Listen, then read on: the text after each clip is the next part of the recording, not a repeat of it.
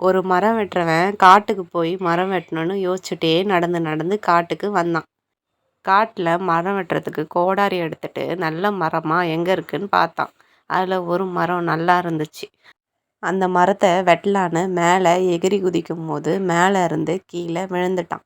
விழுந்ததில் அவன் மண்டையிலேருந்து ரத்தம் வந்து அவன் இறந்துட்டான். இதை பார்த்த பார்வதியும் சிவனும் மேலே இருந்து கீழே வந்தாங்க. அவங்களுக்கு ரொம்ப கஷ்டமாக இருந்துச்சு. பார்வதி சிவபெருமான் கிட்ட, ஏங்க மரம் வெட்டுறவன் இப்படி விழுந்துட்டானே, ரொம்ப கஷ்டமாக இருக்குங்க அப்படின்னு சொன்னாங்க.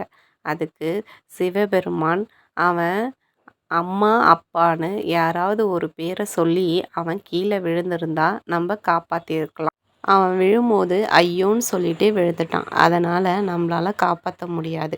அது அவனோட தலைவிதி. எல்லா மனிதர்களும் ஆபத்து சமயத்தில் அம்மா அப்பான்னு யாராவது ஒரு பேரை அவங்க சொல்லி கூப்பிட்டாங்கன்னா அவங்க உதவிக்கு வருவாங்க.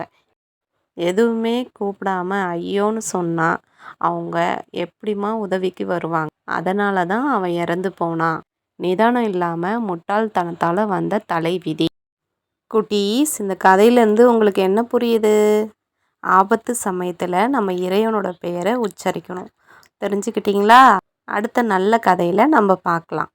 இந்த வீடியோ உங்களுக்கு பிடிச்சிருக்குன்னா லைக் பண்ணுங்கள், சப்ஸ்கிரைப் பண்ணுங்கள். தொடர்ந்து இந்த வீடியோவை பாருங்கள். தேங்க்ஸ் ஃபார் வாட்சிங்.